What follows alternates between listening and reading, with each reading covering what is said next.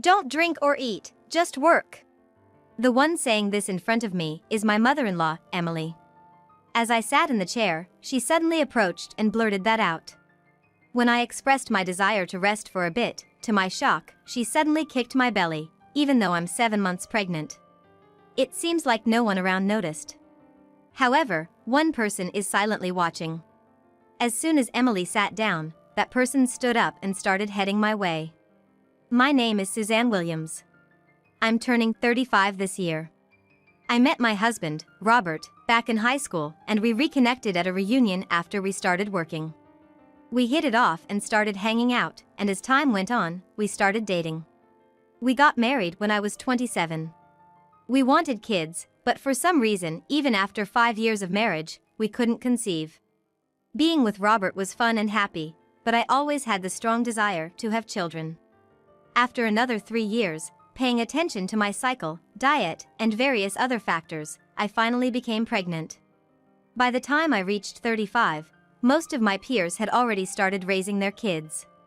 Having many friends with parenting experience made my life easier. But then, at 7 months pregnant, the most challenging event of my life occurred. Robert and I have been married for 8 years, and there are still things I respect about him. But when it comes to his parents, it's a different story. Especially Emily, my mother-in-law, she's the real problem. I never really got along with Emily. I first met her before our wedding, and she wasn't friendly from the get-go. What makes you think a skinny thing like you can have a child? I preferred Robert's ex, you know. The slightly chubby one. She said, discussing Robert's past relationships even with his fiancée present. She also had issues with the gift I brought. What's this? Some exclusive New York treat? I've never heard of it. I wanted some European pastries. You're so thoughtless. I had asked Robert what Emily would like, thinking she might have a preference. He mentioned she'd been wanting to try a unique treat only found in New York, so I went out of my way to get it. But Emily denied ever wanting it, leaving Robert chuckling awkwardly. But didn't you say you wanted to try this the other day? She took the time to get it for you. You should be grateful. Robert tried to defend me, but Emily glared at me and went to her room. Considering our first meeting went like this, I had reservations about marrying Robert. What saved me was Robert always having my back. When I expressed concerns about living with Emily, he assured me we would never move in with his parents. From then on, Robert always supported me. I didn't really have any complaints. Except for the fact that we had to visit his parents' house regularly. I didn't like it, but I knew I couldn't ignore my in-laws. However, we only visited a few times a year, so it wasn't too painful. Emily, being old-fashioned, believed men should drink and women should do house chores without taking breaks. I tried to contribute as much as I could, serving drinks and preparing food, but Emily never seemed satisfied. Among the gathered relatives, I was one of the younger women, and many told me I could relax and sit. I took their advice, but when Emily saw, she dragged me into another room. Don't you feel embarrassed? Sitting down will make Robert look bad. But nowadays, not many people think like that, I responded. Don't talk back. You should just listen to me, she snapped. When I talked to Robert about it, he confronted Emily. But that only made things worse, and she became even more hostile towards me. Feeling that way, I vowed in my heart to overcome challenges without consulting anyone if I could handle them. As I visited my in-laws' house a few times, I gradually understood how to behave, and the visits became less of a burden. That's when they found out I was pregnant. The baby was a boy, and Robert and I were overjoyed, deciding to have a grand celebration. Not only did we celebrate just the two of us, but my family also threw a celebration for us. Hearing this, Emily started suggesting that her family should also have a celebration at their house. By then, I was already about 7 months pregnant, and I was experiencing significant pelvic pain and backaches. I wouldn't have wanted to go if it was like before, being asked to help around the house, but since it was a celebration, I was told I didn't have to do anything. On the day of the gathering, when I arrived at the in-laws, not only were my husband's parents there, but other relatives had also shown up. They all wanted to celebrate with us. Honestly, I was taken aback because I hadn't expected all the relatives to come. but it meant they were eagerly awaiting the birth of our baby. I chose a seat at the end of the table so I could easily step away if needed. Everyone started drinking alcohol at the toast, but since I was pregnant, I stuck to drinking tea. While I was sitting and enjoying my meal, I felt a tap on my shoulder. It was Emily, looking displeased. I wondered if I had done something wrong, but that wasn't it. "Hey, what are you sitting around for? Being pregnant isn't an excuse to avoid work. You should come help out too," she demanded.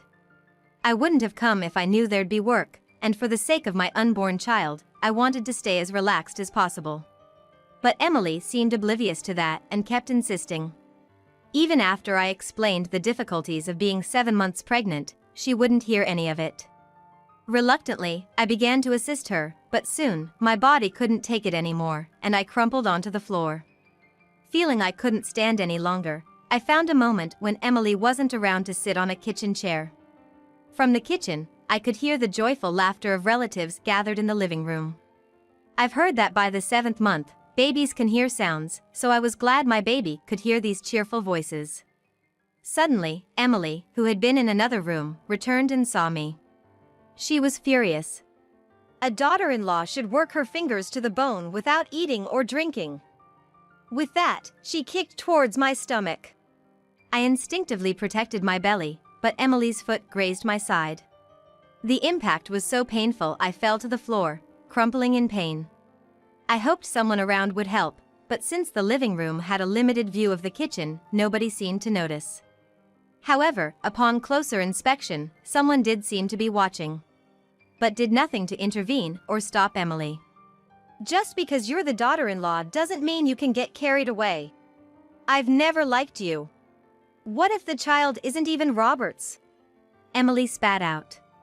I needed a break, so I headed back to the living room. With all the relatives there, I thought Emily wouldn't dare lay a hand on me. Indeed, once I was in the living room, she did nothing but glare. Robert, in fact, hadn't come to this gathering. Unfortunately, he had work and was gonna join us after finishing his morning shift. So, I felt rather vulnerable without him there. Amidst my unease, my father-in-law, Harry, came and sat next to me. "Are you all right? You seem a bit off. Didn't Emily do something to you earlier? I couldn't see clearly since I've bad eyes, but it seemed like you two were having a disagreement. If something happened, please tell me." I was hesitant about telling Harry everything, but I decided to spill the beans. I told him how Emily has been making snide comments and harassing me, and even kicked me in the stomach today. Harry listened quietly, but the moment I finished, he looked furious and said, "I'll apologize on her behalf. I'm really sorry. I think you should go to the hospital right away. Robert's gonna be here soon, so have him drive you." A quietly angry Harry was really scary. He was always a man of few words. Maybe it's folks like him that you should be afraid of when they get mad. I left the rest to Harry and waited in the living room for Robert. But once Emily finished her chores, she came into the living room and tried to sit in front of me. That's when Harry stood up, walked over to her, and poured his drink all over her. Everyone around, including the relatives, were shocked and started murmuring. "What the heck, Harry? Is this alcohol? Why would you do that? Aren't wives supposed to work without eating or drinking? Aren't you a wife too?" Hearing this, the relatives began to whisper amongst themselves. "What does he mean, wives should work without eating or drinking? I've never heard such a thing. And we've never imposed such a rule. You said that to Suzanne, didn't you? She told me earlier." Hearing Harry's words, the relatives looked at each other in shock. "Who even says that kind of thing nowadays? This isn't true." "What's not true? Do you even realize what you did? Kicking a pregnant woman in the stomach?" The relatives became even more alarmed at this revelation. "What? She kicked Suzanne's stomach? But Suzanne is pregnant, right? That's unbelievable." Seeing her actions exposed in front of everyone, Emily started to panic and began making excuses. "No, that's not true. I didn't kick her, it was just a slight bump. Suzanne's lying to frame me. don't believe her. However, it seemed everyone was on my side. They stood in front of me, shielding me from Emily. As the argument continued, we heard Robert's voice from the entrance. Seems quiet today. Saying that as he walked into the living room, Robert seemed to be struggling to comprehend the scene unfolding before him. He stopped talking and just stared in our direction. What happened? Turns out, Emily supposedly kicked Suzanne in the stomach. She's denying it though. What? She knows Suzanne's pregnant, right? What was she thinking? Relax, Robert. I'm fine, and the baby's moving as usual. I'm gonna get checked at the hospital later, so it's okay. Although I reassured everyone, I was honestly quite worried. My baby seemed fine, and I felt okay except for some rib pain. I believe a checkup at the hospital will confirm that everything's alright. However, I might need to reconsider my relationship with Emily moving forward. As Emily continued making excuses, both Robert and Harry supported me. Emily is making excuses, but Robert is on my side. Harry is also taking care of me, who is pregnant. I'm totally on Suzanne's side. You are too, right, Dad? Yes. Suzanne's carrying our grandchild. What was Emily thinking? Suzanne, you should go to the hospital as soon as possible. First off, it seemed that no one trusted Emily. Emily was being ganged up on by relatives. I've been sending money out of respect for you, but I can't take it anymore. Stay out of my family's life from now on. What the hell is that? Who do you think raised you? I was raised by Dad. He worked hard to support our family, and when he came home, he'd make simple meals for us. He even took us to the amusement park on his days off. What did you ever do for me? I gave birth to you. Isn't that enough? It seemed Emily couldn't recall anything she had done for Robert after thinking for a while. The relatives, looking exasperated, and Harry looked distressed. I've been thinking about what to do, and honestly, I want to distance myself from you. What do you mean by distance? I mean I want a divorce. You don't work, you don't do anything around the house. Now that Robert is on his own, I've been thinking about divorce. Seems like the right time. Divorce? You're never gonna get that from me. Emily said this and ran out of the house.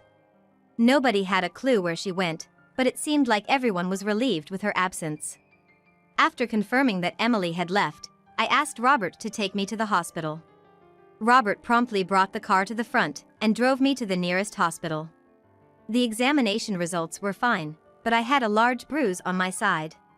The doctor said it should heal over time. Rest up.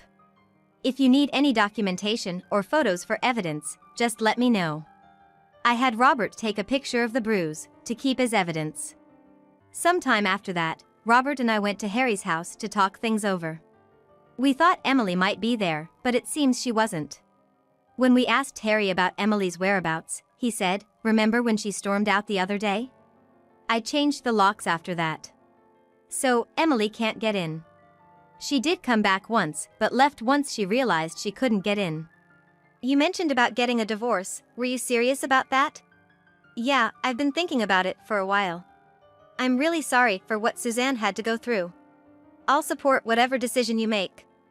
Although I was scared, there wasn't any harm to the baby, and the bruise was almost healed.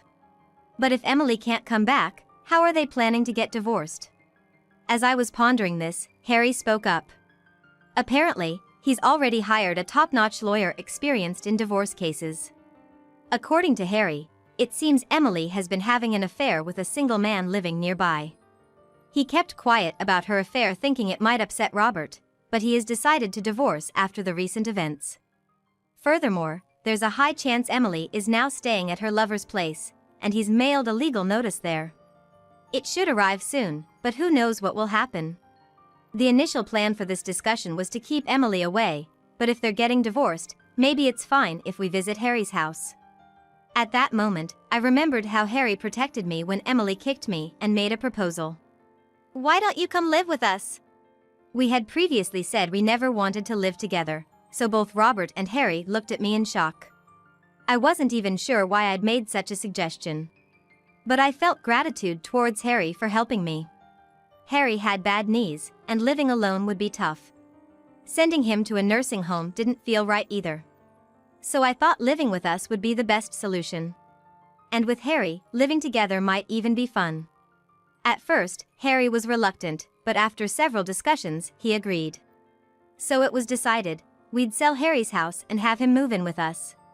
You never know when Emily might come storming in, and if she's served with divorce papers, she might lash out. So we decided Robert should take some time off from work to focus on the move. A few days after Harry successfully moved, I received a call from Emily, yelling, asking where Harry had gone. Apparently, Emily had broken a window and entered the house, not knowing how to turn off the blaring alarm. However, the family had already sold the house, and new people lived there, so Emily was trespassing. Just as I thought she'd done something outrageous, Emily let out a small scream. While still on the phone, I could hear police sirens in the background, and shortly after, a voice from an officer, and then the call cut off. Emily ended up being arrested for breaking and entering, so I went to visit her with Harry and a lawyer. She seemed surprised to see both me and the lawyer, expecting only Harry, but quickly composed herself. "Suzanne, what are you doing here? I don't want anything to do with you. I don't want anything to do with you either. That's why I want a divorce. That's why I brought the attorney today.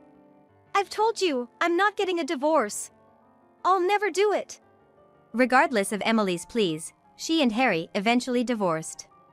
Emily was quite a handful, even causing a scene at the police station and had to be restrained. While Harry felt pity for Emily and didn't demand alimony from her. "I feel so bad letting you pay." "Nah, I'll be relying on you too from now on, so let me do this for you. Plus, I'm so grateful you agreed to live with me. I might even get to see my grandkids soon. I'm a lucky man." During dinner, Harry, moved by emotion, started to cry. Seeing him, both Robert and I also began to cry, earning us some odd looks from the restaurant staff, a memory we all cherish. A few months later, I safely gave birth to a baby boy. Both mother and child were healthy, and it was said to be one of the smoothest deliveries. Perhaps the breathing techniques and mindset a friend had taught me during pregnancy played a role. The baby was so tiny, I felt that if I took my eyes off him for a second, he'd disappear. While it was primarily my responsibility to care for our son, both Robert and Harry said they'd help out in any way they could. True to his word, Robert would do chores like grocery shopping and cleaning dishes when he got home, and Harry would look after the baby. I can focus on taking care of my son, and I don't feel any signs of postpartum depression. Though I used to have an unstable disposition, now, I don't feel any of that. I think it's because I'm living a happy life. I never told anyone this, but early in my marriage, Emily's harassment was so severe, I considered divorcing Robert. But Robert always stood by my side and helped me out. Still, there were times I felt I couldn't bear it. Now, though, I feel fortunate about my relationships and am glad I didn't divorce. Emily, though mean and unpleasant, is someone we won't have to deal with anymore. She was given probation but kept shoplifting because she was out of money. Unable to pay bail, she ended up in prison. I wouldn't say money is everything, but seeing Emily's situation, it feels like without money, happiness is hard to come by. So, I'm careful not to splurge unnecessarily and want to spend on my son as much as I can. I can't work right now, but soon, I'm gonna start a part-time job and save up for my son's future. A lot happened during my pregnancy, but when I think about it, it's all part of my life journey, and I cherish it. From now on, as a family of 4, we've made up our minds to work towards even greater happiness.